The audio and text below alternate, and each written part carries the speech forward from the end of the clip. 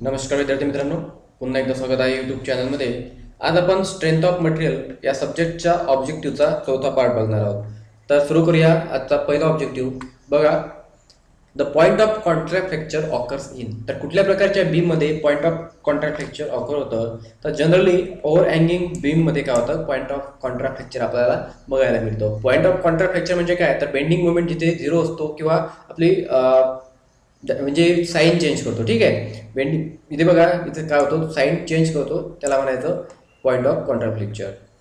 A simply supported beam of length L, cross section A, carrying a uniformly distributed load W will have maximum bending movement. आपल्याला bending मुवमेंटचा formula विचारला आहे.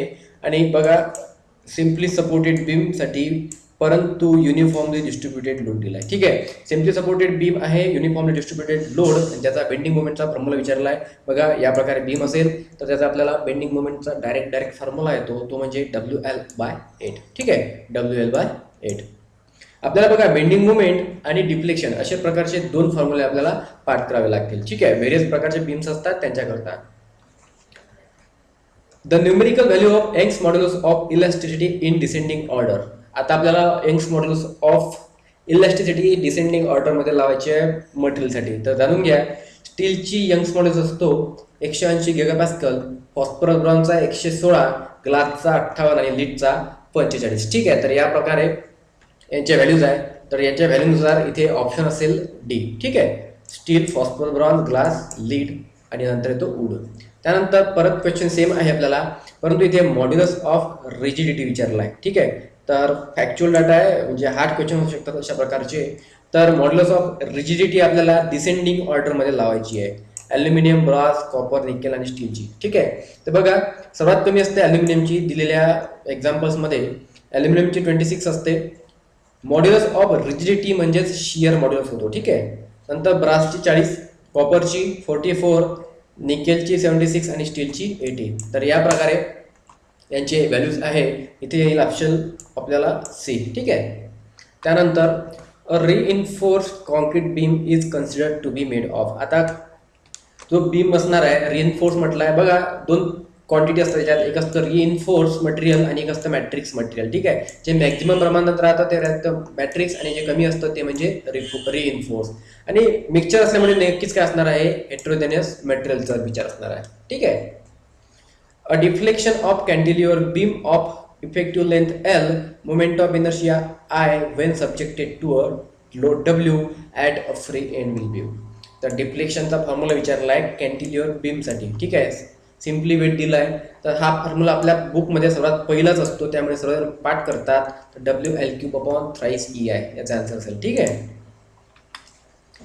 A beam where shear force is maximum the bending movement will be. आता लक्षात येऊन दे तुमच्या डायग्रामवरून, जिथे shear force maximum असते तिथे बेंडिंग मुवमेंट काय असणार आहे, 0 असणार आहे. ठीक आहे, तर बघा, आता इथे मॅक्झिमम शिअर फोर्स आहे, हा मॅक्झिमम शिअर फोर्स आहे. आणि इथे बेंडिंग मुवमेंट डायग्राम बघा, इथे बेंडिंग मुवमेंट किती आहे, 0 आहे. ठीक आहे, जिथे शिअर फोर्स मॅक्झिमम असेल तिथे बेंडिंग मुवमेंट 0 असेल, आणि जिथे शिअर फोर्स 0 असेल तिथं मॅक्झिमम बेंडिंग मुवमेंट असेल. ठीक आहे, त्यानंतर बघा, for a thin cylinder the ratio of longitudinal stress and hook stress is. Longitudinal stress आणि हुक स्ट्रेसचा रेशो विचारला आपल्याला सिलेंडरसाठी. ठीक आहे, हुक स्ट्रेससाठी. तर बघा, आपल्याकडे फॉर्म्युला आहे, हुक स्ट्रेसचा फॉर्म्युला आहे PR/T आणि लॉन्जिट्युडिनल स्ट्रेससाठी PR/2t. आता लॉन्जिट्युडिनल स्ट्रेस विचारला आहे वरती आपल्याला, तर लॉन्जिट्युडिनल स्ट्रेसचा फॉर्म्युला PR/2t, म्हणजे वरती PR/2t येऊन जाईल, म्हणजे 1/2 येऊन जाईल. तर ठीक आहे, बाकी सर्व कॅन्सल होऊन जाईल. PR/T कॅन्सल होऊन जाईल, तर इथे आन्सर येईल आपलं 1/2. ठीक आहे, या दोघांचा रेशो. तर हे उलट सुद्धा विचारू शकतात, म्हणजे hook stress upon longitudinal stress वगैरे. ठीक आहे, फॉर्म्युल्यावरून आपल्याला उत्तर काढता येईल direct. A column is known as short column if. आता शॉर्ट कॉलम असतात, लॉंग कॉलम असतात. बघा, शॉर्ट कॉलम कुठले, ज्यांची length is less than 8 times the diameter. Length काय असली पाहिजे, कमी असली पाहिजे, 8 टाइम्स द डायमीटर. त्यानंतर बघा, a column that fails primarily due to direct stress is called. आता डायरेक्ट स्ट्रेसने फेल होणारे कॉलम असतात शॉर्ट कॉलम. ठीक आहे, एक असतात शॉर्ट कॉलम. ठीक आहे, आपण इथे बघून राहिलो आहे शॉर्ट कॉलम म्हणजे कुठले, तर ज्यांची L/D किती आहे, 8 पेक्षा कमी असते. त्यानंतर लॉंग कॉलम म्हणजे बघा, हे बघा, समजा शॉर्ट कॉलम डायरेक्ट स्ट्रेसने फेल होतात, तर लॉंग कॉलम हे बकलिंग किंवा बेंडिंगने फेल होतात. हे लक्षात असू द्या. शॉर्ट कॉलम डायरेक्ट स्ट्रेसने, तर लॉंग कॉलम जे असतात ते बकलिंग किंवा बेंडिंगने फेल होतात. त्यानंतर stiffness of closely coil spring. Stiffness विचारली आपल्याला कॉइल स्प्रिंगची. त्यांचा फॅक्च्युअल फॉर्म्युला आहे तो direct C D to power 4/64 R³ N. ठीक आहे, तर हा फॉर्म्युला असेल स्टिफनेस ऑफ क्लोजली कॉइल स्प्रिंगचे. त्यानंतर a cylindrical section having no joint is known as seamless section. आपण सीमलेस ट्यूब वगैरे बघितलाय मेकॅनिकल टेक्नॉलॉजीमध्ये. तर सीमलेस म्हणजे काय, ज्याला कुठेही जॉईंट नसतो. ठीक आहे, त्याच प्रकारे सिलेंड्रिकल सेक्शन ज्याला काही जॉईंट नसेल ते असेल सीमलेस सेक्शन. आता बघूया, whenever some external system of forces acts on a body, it undergoes some deformation. बरोबर आहे. As the body undergoes some deformation, it set up some resistance to deformation. बरोबर. This resistance per unit area to the deformation is called. Definition विचारली आपल्याला. स्ट्रेसची definition बघा. ही stress म्हणजे काय, internal resistance offered by a body to the external forces. ठीक आहे, तर खूप सारं आपल्याला इथं म्हणजे मोठा ते दिला आपल्याला गणित आणि आन्सर खूप छोटं असलं त्याचं. ठीक आहे, आयएमपी क्वेश्चन होता. तर डिफॉर्मेशन पर युनिट लेंथ. डिफॉर्मेशन होऊन राहिलं आहे पर युनिट लेंथ, म्हणजे change in length upon original length. ठीक आहे, तर हे असेल स्ट्रेन. ठीक आहे, गोंधळू नका, कन्सेप्ट क्लिअर असू द्या, क्वेश्चन आपोआप सॉल्व्ह होऊन जातील.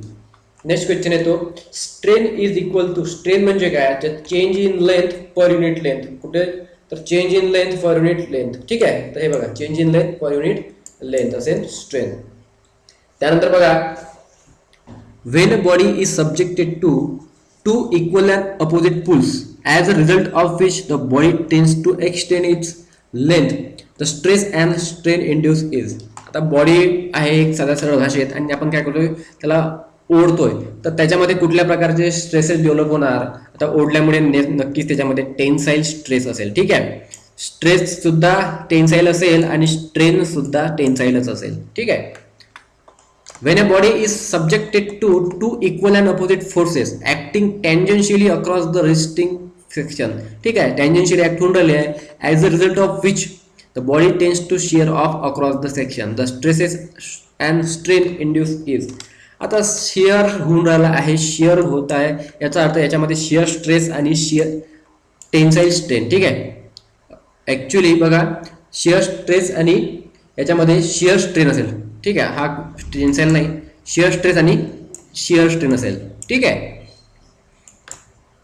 त्यानंतर Hooke's law holds goods up to.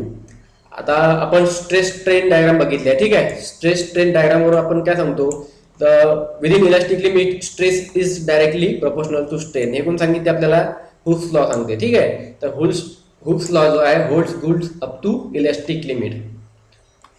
Whenever material is loaded within elastic limit, stress is directly proportional to strain. ठीक आहे, ते हुक्स लॉची डेफिनेशन आहे ही. ठीक आहे, स्टेटमेंट होती, the ratio of linear stress to linear strain is called. इथं stress आहे, इथे स्ट्रेन आहे, तर हा असतो मॉड्युलस ऑफ इलॅस्टिसिटी किंवा यंग्स मॉड्युलस. तुम्ही बघा, चारही महत्त्वाच्या डेफिनेशन आहे, गोंधळ करून टाकतात. तर लक्षात असू द्या, मॉड्युलस ऑफ रिजिडिटी म्हणजे shear modulus is equal to shear stress upon shear strain. ठीक आहे, हे झालं मॉड्युलस ऑफ रिजिडिटी. त्यानंतर बल्क मॉड्युलस म्हणजे काय, तर direct stress upon volumetric strain. ठीक आहे, direct stress upon volumetric strain. त्यानंतर Poisson's ratio, the lateral strain upon longitudinal strain. ठीक आहे, हे दोन्ही स्ट्रेनच असतो. पॉयझन्स रेशोला एकक नाही आहे, म्हणजे युनिट नाही त्याला. आणि मॉड्युलस ऑफ इलॅस्टिसिटी आपण बघितलं, linear stress upon linear strain. अतिशय महत्त्वाचे चारही फॉर्म्युले. The unit of modulus of elasticity is same as that of. तर युनिट सेम कशा राहणार आहे, तर बघा, मॉड्युलस ऑफ रिजिडिटी म्हणजे न्यूटन पर मीटर स्क्वेअर. ठीक आहे, न्यूटन पर मीटर स्क्वेअर असलं पाहिजे आपल्याला. तर इथे स्ट्रेनला एककच नसतं. ठीक आहे, स्ट्रेनला इथे हेच युनिटच नसतं, त्यामुळे कॅन्सल होऊन जाईल. आणि फोर्स न्यूटन युनिट असतं. तर प्रेशर, मॉड्युलस ऑफ रिजिडिटी आणि स्ट्रेस. ठीक आहे, तर ऑप्शन डी युनिट माहीत असले पाहिजे. ठीक आहे, एक्झाममध्ये एखादा क्वेश्चन बनवू शकतो. त्यानंतर when a change in length take place the strain is known as. तर त्याला आपण लिनियर स्ट्रेन म्हणू. ठीक आहे, लिनियर स्ट्रेन असेल कारण अलॉंग द लेंथ होत आहे, तर अलॉंग क्रॉस सेक्शन होत असेल तर तो लॅटरल असेल, आणि व्हॉल्युमेट्रिक असेल पूर्णच्या पूर्ण तर तो अलॉंग, त्याला म्हणायचं volumetric strain, change in volume upon original volume. ठीक आहे, तर चेंज इन लेंथ तो असेल linear. A change in length due to a tensile और compressive force acting on a body is given by. तर हा यंग्स मॉड्युलसचा फॉर्म्युला PL अपॉन AE लक्षात असू द्या. ठीक आहे, PL अपॉन AE. आपण तर हुक्स लॉवरून सुद्धा काढू शकतो. With elastic limit stress is directly proportional to strain. त्या फॉर्म्युलावरून ह्या फॉर्म्युला डेव्हलप होऊन जातो. ठीक आहे, the modulus of elasticity for mild steel is approximately equals to.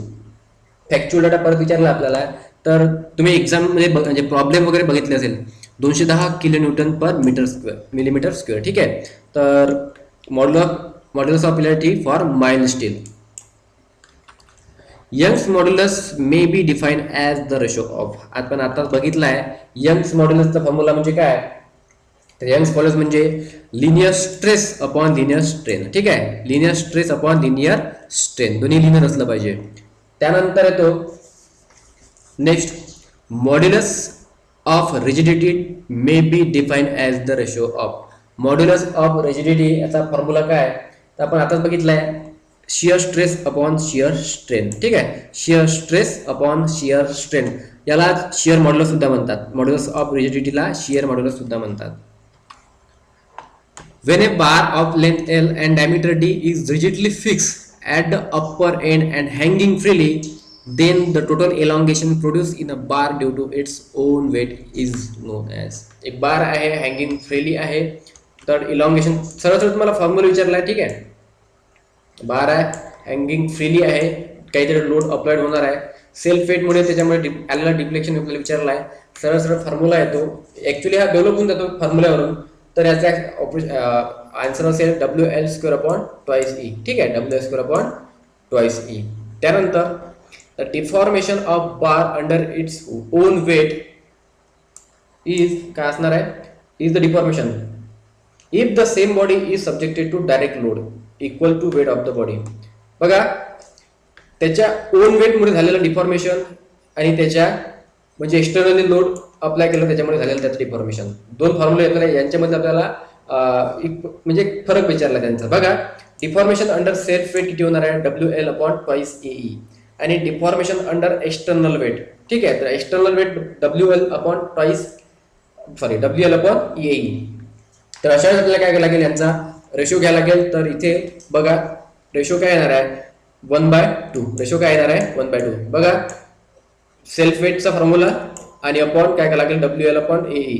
WL cancel होऊन जाईल, AE काय होऊन जाईल, कॅन्सल होऊन जाईल, फक्त 1/2 शिल्लक राहील. तर इथे आन्सर काय असेल, हाफ असेल. ठीक आहे. The elongation of conical bar under its own weight is what, that of prismatic bar of the same length.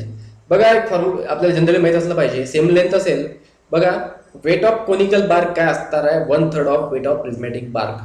ते ठीक आहे. यांचं जर आपण फॉर्म्युला जर डेव्हलप केले दोघांचेही, PL upon AE is equal to PL upon AE. ठीक आहे, या फॉर्म्युल्यावरून आपण जर फॉर्म्युला डेव्हलप केले तर यावर आपल्याला फायनल रिझल्ट काय भेटणार आहे, 1/3. ठीक आहे, म्हणजे elongation of conical bar under its own weight is 1/3 that of prismatic bar. ठीक आहे.